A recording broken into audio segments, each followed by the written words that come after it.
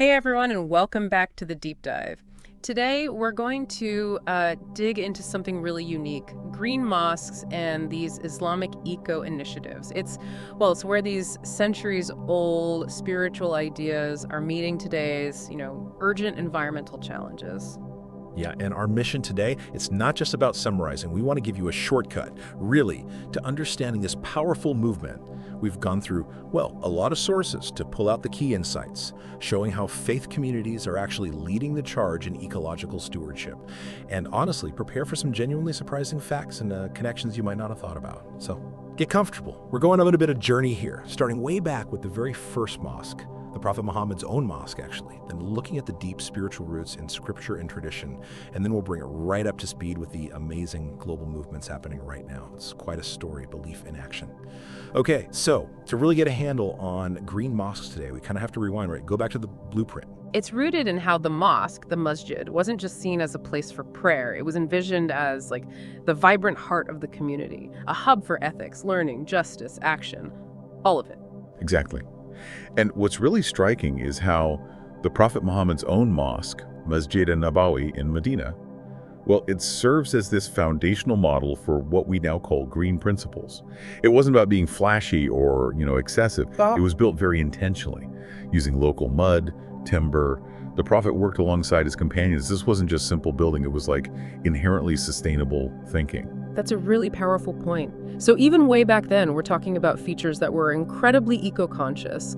The sources mention things like a really innovative way of conserving water, even for wudu, the ablution, which, can use quite a bit of water. And the space itself, it stayed open, connected to nature, gardens, natural shade, trees planted around it. It really embodied that idea of moderation, didn't it? And thinking about the environment. Absolutely. What really marked the Prophet's mosque were these core aspects. Simplicity and sustainability, definitely. Natural, local materials, minimal consumption, that's key. Then, the community-centered design. An open space for learning, collective action, even dispensing justice. Very practical. And a clear, conscious focus on water conservation. Super important in that climate, obviously. And maybe above all, this profound respect for nature.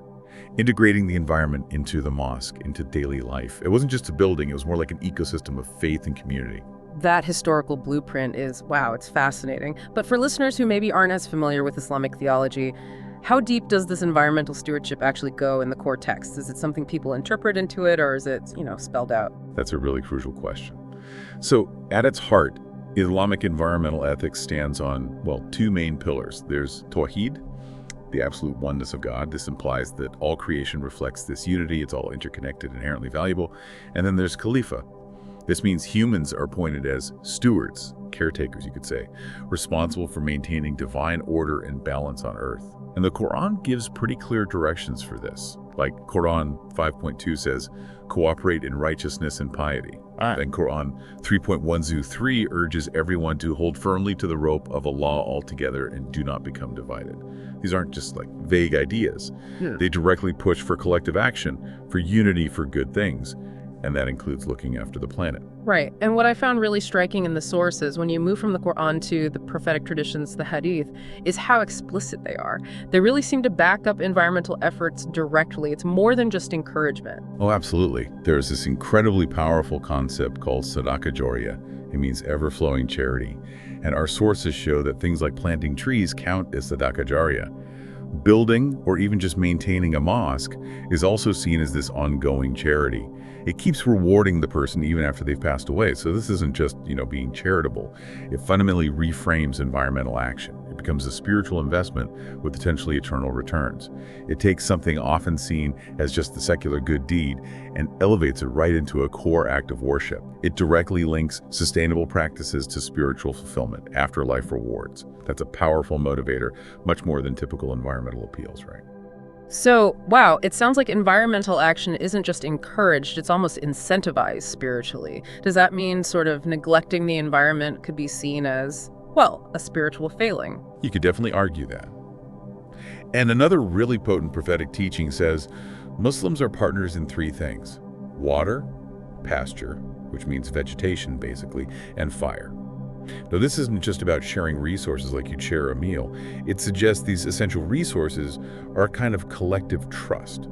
They're not private property just to be used up. It fundamentally pushes back against an individualistic view of natural resources. It lays the groundwork for communal stewardship, where damaging the environment isn't just a physical issue, it's like a breach of that trust. So this really isn't some modern interpretation, some new layer added on to Islamic thinking. Not at all. Scholars and activists, people like Fazl and Khalid, they really emphasize this.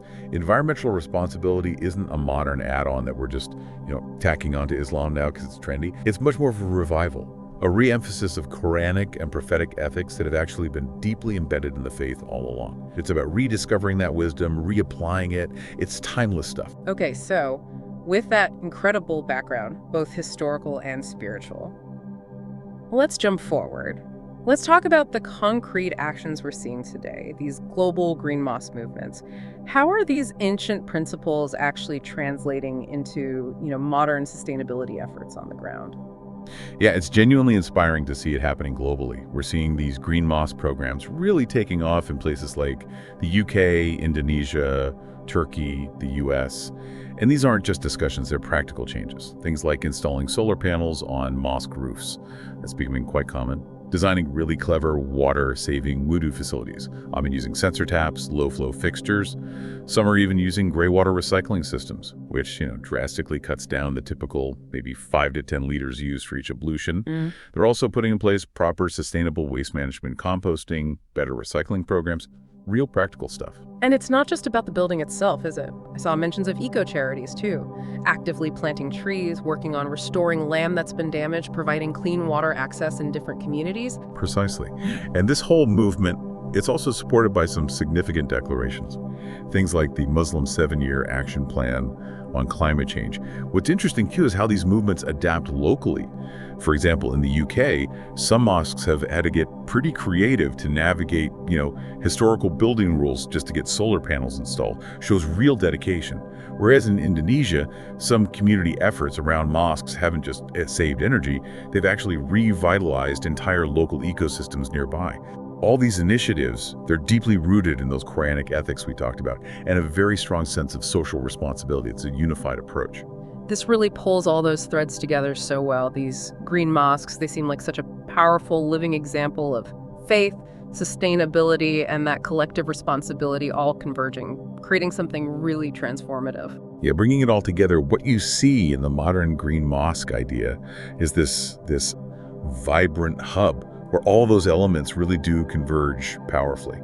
So faith provides the spiritual drive, right? Rooted in the Quran, the prophetic teachings on environmental ethics. Then community drives the education, the action. You see it in the solar panels, the water-saving taps, the community gardens, the waste programs. And finally, the environment itself is considered through sustainable design, using eco-friendly materials, maybe green roofing, and using biophilic landscaping, which is basically just designing spaces to connect people back to nature.